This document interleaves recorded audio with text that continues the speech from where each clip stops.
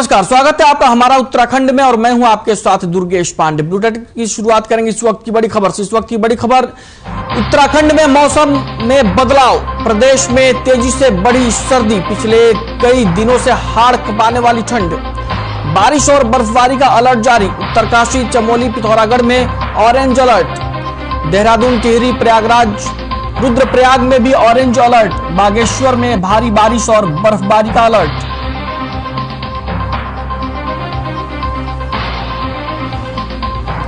बारिश और बर्फबारी का अलर्ट जारी। उत्तरकाशी, चमोली, पिथौरागढ़ में ऑरेंज अलर्ट,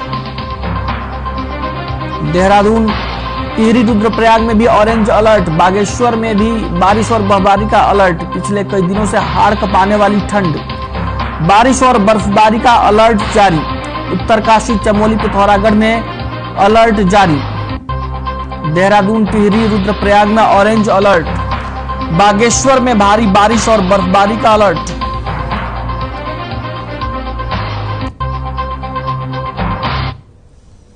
अब बात करेंगे इस वक्त की एक और बड़ी खबर की। इस वक्त की बड़ी खबर देहरादून से आ रही है। कड़ाके की ठंड के बाद बारिश बर्फबारी का दौर, कड़ाके की ठंड की चपेट में आया राज्य। देर रात से हो रही बारिश से हाड़ कंपाने वाली ठंड, जोशीमठ के आपदा प्रभावित क्षेत्रों में बर्फबारी से बढ़ी लोगों की परेशानी। हरिद्वार और उधम सिंह नगर में सुबह से छाया कोहरा।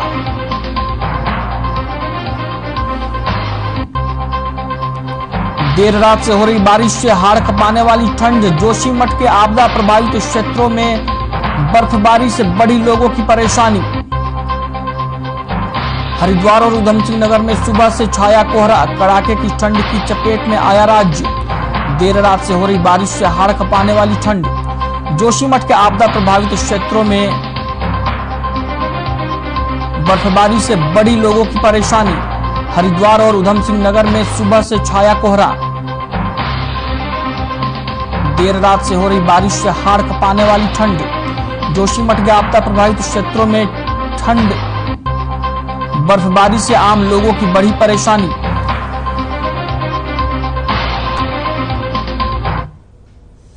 बात करेंगे इस वक्त की एक और बड़ी खबर की। इस वक्त की बड़ी खबर टिहरी से आ रही है। जिले के पर्यटक नगरी धनौल्टी में बर्फबारी, धनौल्टी में सीजन की दूसरी बर्फबारी से पर्यटकों और स्थानीय लोगों में खुशी। जिले के पर्यटक नगरी धनौल्टी में बर्फबारी, धनौल्टी में सीजन की दूसरी बर्फबारी। जिले के पर्यटक नगरी धनौल्टी में बर्फबारी। टिहरी से इस वक्त की बड़ी और अहम खबर हम आप तक पहुंचा रहे हैं। बर्फबारी से पर्यटकों और स्थानीय लोगों में खुशी।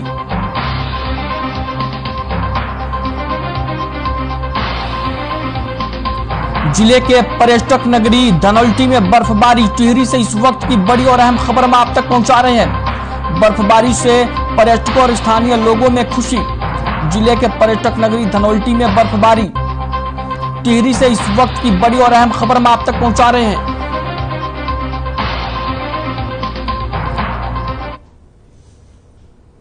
वहीं उत्तराखंड के जोशीमठ में आई प्राकृतिक आपदा के बाद एक बार फिर पूर्व मुख्यमंत्री त्रिवेंद्र सिंह रावत और शहरी विकास मंत्री प्रेमचंद्र अग्रवाल आमने सामने दिखाई दे रहे हैं। जहां एक और पूर्व सीएम त्रिवेंद्र सिंह रावत ने अपने कार्यकाल के दौरान बनाए गए जिला प्राधिकरण को निरस्त करने के फैसले पर सरकार को कटघरे में खड़ा करते हुए कहा कि प्राधिकरण को समाप्त करने का निर्णय ठीक नहीं था, इसलिए अवैध निर्माण कार्य हो रहे हैं, जिससे प्राकृतिक आपदाएं आ रही हैं। जिस पर पलटवार करते हुए शहरी विकास मंत्री प्रेमचंद्र अग्रवाल ने कहा कि पिछली सरकार के दौरान जिला प्राधिकरण बनाने का जो निर्णय लिया गया था वो जल्दबाजी में लिया गया था। ना तो भवन निर्माण किए गए थे और ना ही अधिकारी कर्मचारियों की नियुक्तियां की गई थी। इसीलिए जल्दबाजी में लिए गए निर्णय को जनता और जनप्रतिनिधियों के विरोध के बाद समाप्त किया गया। रही बात विकास की, तो युवा मुख्यमंत्री पुष्कर सिंह धामी के नेतृत्व वाली सरकार नियोजित विकास कार्यों को निरंतर कर रही है और जोशीमठ को लेकर अन्य जिलों को लेकर मास्टर प्लान तैयार किया जा रहा है। उसी के तहत विकास कार्य हो रहे हैं। साथ ही प्रेमचंद्र अग्रवाल ने कहा कि अब ये बात पूर्व मुख्यमंत्री ने किस संदर्भ में कही, क्यों कही, इस संबंध में मुझे नहीं पता।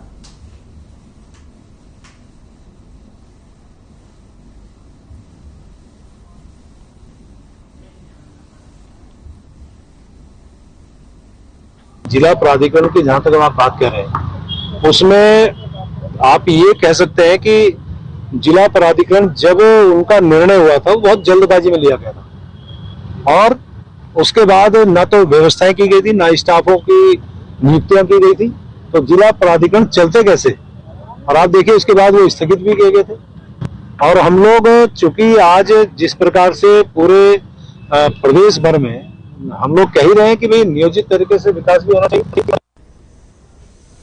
बात करेंगे इस वक्त की बड़ी खबर से। देहरादून से इस वक्त की बड़ी खबर, समय पर बजट खर्च नहीं किया तो होगी कार्रवाई। अधिकारियों पर कार्रवाई की चेतावनी। निर्माण कार्य बजट खर्च की धीमी रफ्तार से मंत्री नाराज। स्वास्थ्य विभाग में बजट खर्च करने की है धीमी रफ्तार। देहरादून से इस वक्त की बड़ी खबर, समय पर बजट खर्च नहीं किया तो होगी कार्रवाई। अधिकारियों पर कार्रवाई की चेतावनी। निर्माण कार्य बजट खर्च की धीमी रफ्तार से मंत्री नाराज। स्वास्थ्य विभाग में बजट खर्च करने की रफ्तार है धीमी। देहरादून से इस वक्त की बड़ी और अहम खबर हम आप तक पहुंचा रहे हैं। समय पर बजट खर्च नहीं किया तो होगी कार्रवाई। अधिकारियों पर कार्रवाई की चेतावनी। निर्माण कार्य बजट खर्च की धीमी रफ्तार से मंत्री नाराज। स्वास्थ्य विभाग में धीमी है बजट खर्च की रफ्तार।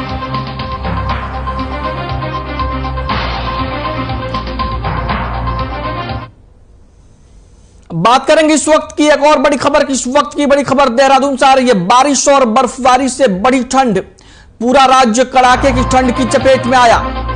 देहरादून में गुरुवार देर रात से हो रही बारिश, जोशीमठ के आपदा प्रभावित क्षेत्रों में दिक्कतें बढ़ी। हरिद्वार और उधम सिंह नगर में घना कोहरा। चार धाम समेत तमाम ऊंची चोटियों पर बर्फ की मोटी चादर। तस्वीरें आप अपनी टीवी स्क्रीन पर देख सकते हैं। ये तस्वीरें उत्तराखंड के अलग अलग हिस्सों की है, जहां पर बारिश और बर्फबारी ने हाड़ कपा देने वाली ठंड को जन्म दिया है और इससे लोगों को भारी परेशानी हो रही है। बारिश और बर्फबारी के चलते जबरदस्त ठंड पड़ रही है, जिससे लोग काफी परेशान हैं।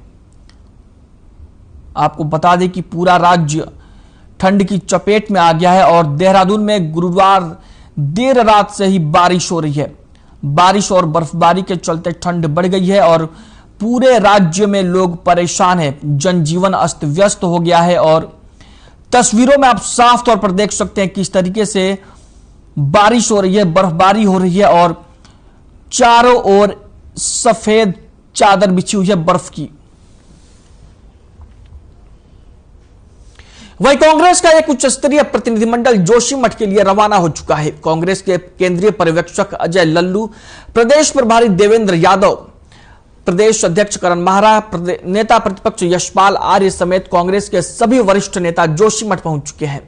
कांग्रेस के प्रदेश प्रवक्ता शीशपाल सिंह बिष्ट ने कहा कि जिस प्रकार से पिछली बार कांग्रेस के प्रतिनिधिमंडल ने जोशीमठ में सरकार द्वारा किए जा रहे राहत और बचाव कार्यों की समीक्षा की थी और प्रभावितों से मुलाकात की थी, उसके बाद केंद्र कांग्रेस के दबाव के चलते सरकार को कुछ महत्वपूर्ण निर्णय लेने पड़े थे।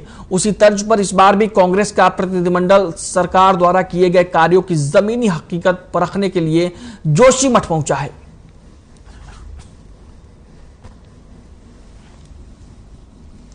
कांग्रेस पार्टी का प्रतिनिधिमंडल जोशीमठ पहुंचा है, जहां पर कांग्रेस पार्टी के प्रवक्ता ने कहा कि उनका उद्देश्य लोगों से मुलाकात करना और राहत और बचाव कार्यों की समीक्षा करना है।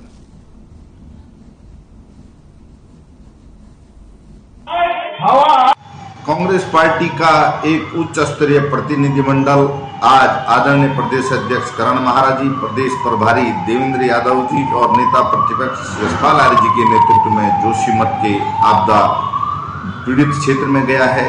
वहां पर सरकार के दावों की जो पड़ताल है वो ये प्रतिनिधिमंडल करेगा। वहां पर आपदा राहत और बचाव के जो कार्य है उसकी जमीन पर क्या हकीकत है उसकी पड़ताल भी ये प्रतिनिधिमंडल करेगा।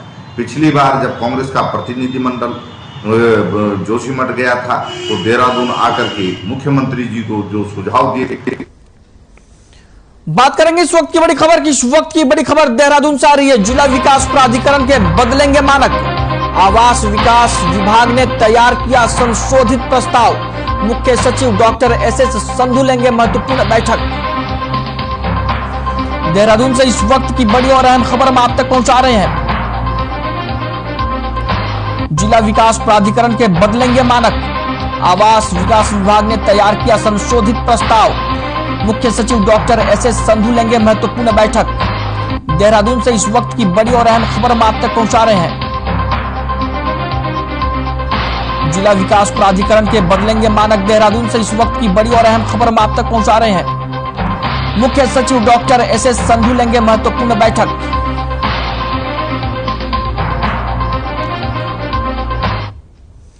वहीं कांग्रेस प्रदेश प्रभारी देवेंद्र यादव समेत प्रतिपक्ष और कांग्रेस प्रदेश अध्यक्ष ने आपदा प्रभावित क्षेत्रों का दौरा किया।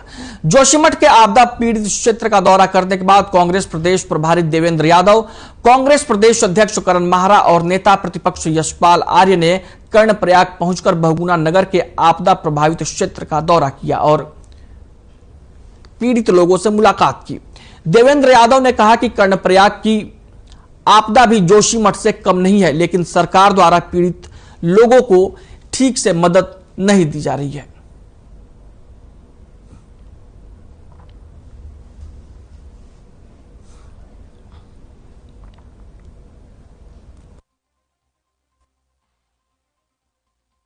देखिए, कर्णप्रयाग में बहुगुणा नगर 36-37 परिवार हैं जो विगत 2 सालों से 2 वर्षों से प्रभावित हैं, आपदा से प्रभावित हैं। घर में दरारें आ चुकी हैं, घर गिरने की कगार पर हैं, दहशत का माहौल है, लेकिन प्रशासन ने और सरकार ने आज तक सुध नहीं ली है। आज हमारे प्रभारी हैं। देखिए, अभी हम जोशीमठ से आ रहे हैं और हमें चिंता यहाँ कर्णप्रयाग की भी है। और कर्णप्रयाग आने के पश्चात यही वो भयावह मंजर मुझे लगता है कि कुछ समय पहले जोशीमठ का जो लोगों ने वहाँ पे महसूस किया था और प्रशासन से संपर्क किया था, उसी तर्ज पर यहाँ पर भी लगभग 2 साल से, अभी मुझे यहाँ आने के बाद पता चला कि लगभग 2 साल से छोटी छोटी दरारें आनी शुरू हुई थी और आज हालत ये है, ये देखिए पूरी तरीके से ध्वस्त हो चुका है। लगभग 36 परिवार इन लोगों ने, प्रशासन ने दूसरी जगह शिफ्ट किए हैं, लेकिन आज 3 महीने हो गए हैं, उन परिवारों को कोई किसी तरीके का रिलीफ नहीं है। देखिए, कर्णप्रयाग में बहुगुणा नगर 36-37 परिवार हैं जो विगत 2 सालों से 2 वर्षों से प्रभावित हैं, आपदा से प्रभावित हैं। घर में दरारें आ चुकी हैं, घर गिरने की कगार पर हैं, दहशत का माहौल है, लेकिन प्रशासन ने और सरकार ने आज तक सुध नहीं ली है।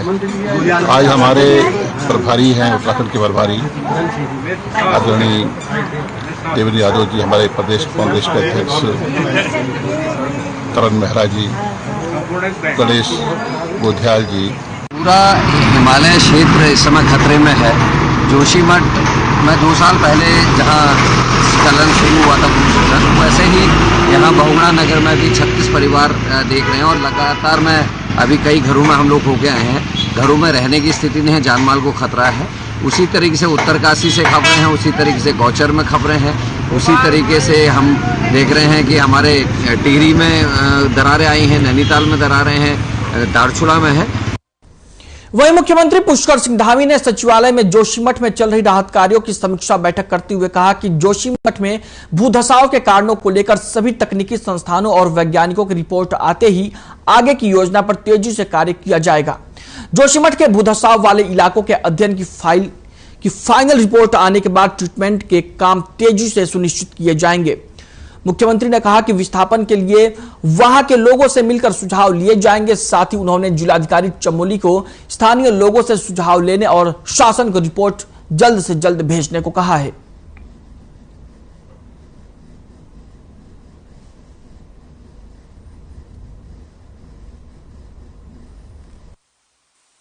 8 संस्थान वहाँ पर काम कर रहे हैं, उनकी रिपोर्ट आएगी और उस रिपोर्ट को कंपाइल करेंगे। एनडीएमए की टीम पूरा उसको देखेगी। उसके बाद जो नई जगह जिसका हम लोग कर रहे हैं। एक तो नई जगह के बारे में है कि नई जगह का ठीक प्रकार से हम लोगों को उसकी जानकारी प्राप्त हो जाएगी। इसके साथ साथ किन कारणों से वहाँ पर ये हो रहा है यह भी, और जो राहत के काम चल रहे हैं उनकी समीक्षा की है उसमें, और स्थानीय लोगों के साथ जो कमेटी बनाई है डीएम ने, उनके साथ मिलकर नई जगह की तलाश और मुआवजे से संबंधित जितने भी प्रकरण है उस पर उनकी राय लेकर हम आगे बढ़ेंगे।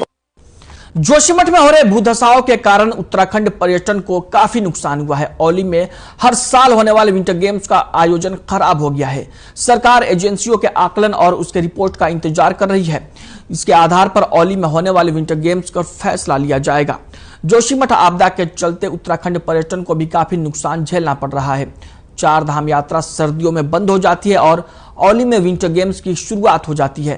राज्य सरकार ने औली में होने वाली स्कीइंग को बढ़ावा देने के लिए काफी निवेश किया है और कई योजनाओं पर भी काम किया जा रहा है, लेकिन इस साल जोशीमठ में आई आपदा ने सभी तैयारियों पर पानी फेर दिया है।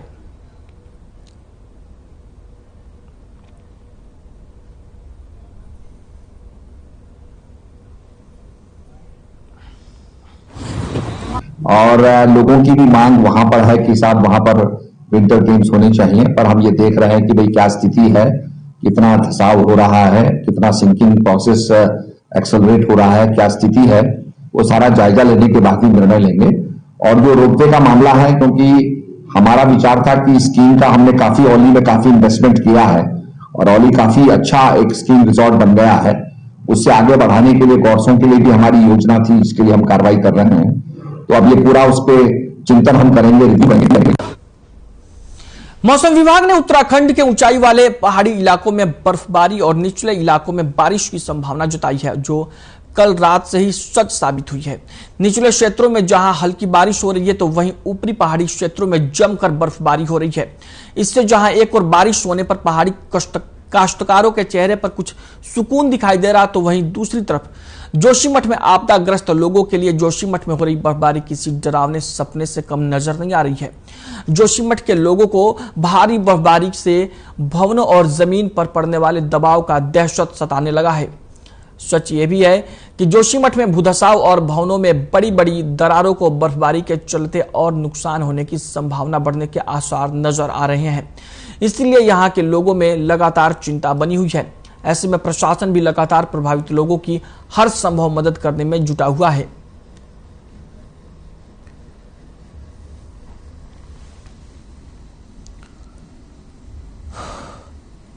राज्य में मौसम विभाग की भविष्यवाणी सच साबित हुई है और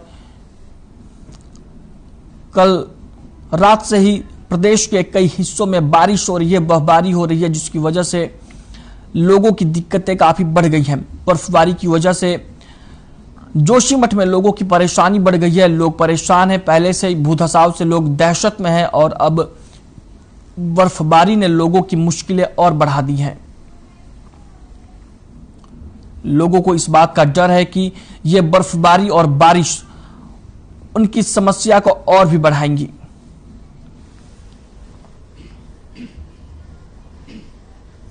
खबर चमोली से है, जहां ग्राम पंचायत विकास अधिकारी संघ का अनिश्चितकालीन धरना चौथे दिन भी जारी रहा। ग्राम पंचायत विकास अधिकारी और ग्राम विकास अधिकारी के पदों पर कार्यात्मक एकीकरण किए जाने का विरोध करते हुए जिलाधिकारी कार्यालय परिसर में अनिश्चितकालीन धरना शुरू कर दिया है। संगठन के जिला महामंत्री विपिन सेमवाल का कहना है कि शासन की ओर से आदेश जारी कर ग्राम पंचायत विकास अधिकारी और ग्राम विकास अधिकारी के पदों का कार्यात्मक एकीकरण किया गया है, जो कि उनके संगठन को मान्य नहीं है। उन्होंने कहा कि शासन की ओर से इस मामले में उनके संवर्ग से किसी भी प्रकार की बातचीत नहीं की गई। आपको बता दें कि ग्राम पंचायत विकास अधिकारी जिला पंचायत राज विभाग के अंतर्गत आते हैं। ग्राम विकास अधिकारी खंड विकास अधिकारी कार्यालय के अंतर्गत आते हैं। ऐसे में शासन स्तर पर ग्राम पंचायत विकास अधिकारियों को खंड विकास कार्यालय के उन कार्यों का दायित्व भी सौंपा गया है जिसे ग्राम विकास अधिकारी करते आ रहे हैं।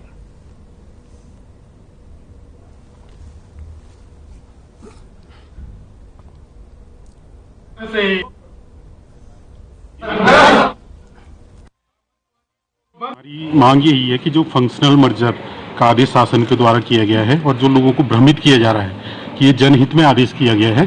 तो हमारा पूर्ण रूप से विरोध है कि ये फंक्शनल मर्जर के रूप में जो भ्रम फैलाया जा रहा है इसको बंद किया जाए, ये आदेश निरस्त किए जाएं और पूर्ववत जो पंचायती राज संस्थाएं कार्य करती रही है उनको आगे बढ़ाया जाए और पंचायती राज को मजबूत किया जाए, न कि अन्य जो भ्रम फैला के अन्य विभागों का अतिक्रमण ग्राम पंचायतों में हो रहा है।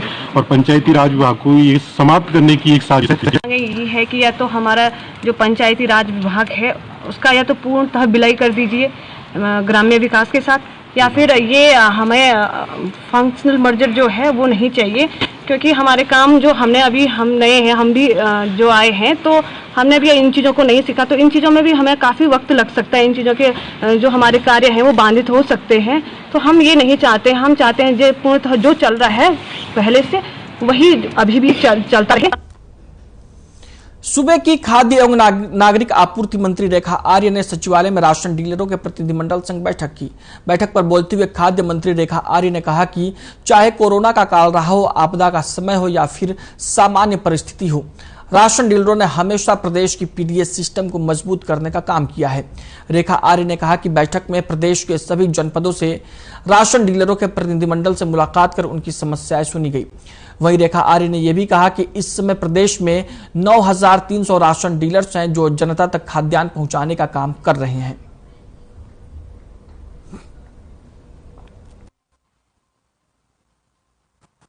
हमारा पीडीएस सिस्टम जो है वो मजबूत होता है। आप ही लोगों के माध्यम से सरकार की जो खाद्यान्न योजना है वो जन जन तक पहुंचती है। तो आज उनकी बहुत सारी कुछ ऐसी समस्याएं थी जो कि विगत कई समय से जो है बनी हुई थी, उसको लेकर आज सभी जनपदों के जो भी इनके संगठन हैं उनके अध्यक्ष से लेकर उनके संबंधित जो भी उनके प्रतिनिधि यहाँ पर आमंत्रित किए गए हैं ताकि उनके बिंदुवार उनके विषयों को लिया जा सके। एक उनका विषय रहता है कि जो हमारा पर कुंटल हम उनको जो कमीशन मिलता है वो कमीशन जो है एक समय में 160 रुपये पर कुंटल हुआ करता था, तो अब धामी जी की ही सरकार में वो 180 रुपये कुंटल आप लोगों की मांग के अनुसार जो है वह किया गया है। हरिद्वार स्थित मेट्रो हॉस्पिटल द्वारा पहली बार दूरबीन के जरिए पिट्यूटरी ग्रंथि के ट्यूमर का सफल ऑपरेशन किया गया है। मेट्रो हॉस्पिटल के वरिष्ठ neuro and spine surgeon doctor Salil Mahajan ने यह ऑपरेशन किया है। मेट्रो अस्पताल में प्रेस वार्ता कर उन्होंने बताया कि कुछ दिन पहले उनके पास एक महिला सरदर्द और आंखों की रोशनी कम होने की शिकायत लेकर उनके पास पहुंची। महिला की जांच की गई तो पता चला कि उसके दिमाग की पिट्यूटरी ग्रंथि में एक ट्यूमर है जो उसकी आंखों की रोशनी को कम करता जा रहा है। आगे चलकर महिला के सामने कोई बड़ी समस्या ना पैदा हो, इसके लिए उन्होंने महिला का ऑपरेशन करने का फैसला लिया।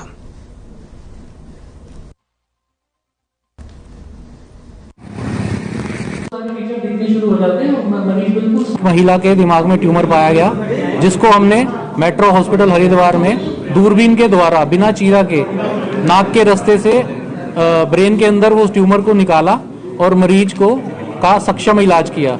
मरीज अभी अच्छी हालत में है। अपने नॉर्मल जो उसकी मरीज हमारे पास जो आया था सरदर्द और उसकी आंखों की रोशनी जा रही थी, ऑपरेशन के तुरंत इमीडिएट बाद उसकी रोशनी वापस आ गई और वो मरीज 2 दिन में छुट्टी करके घर चला गया।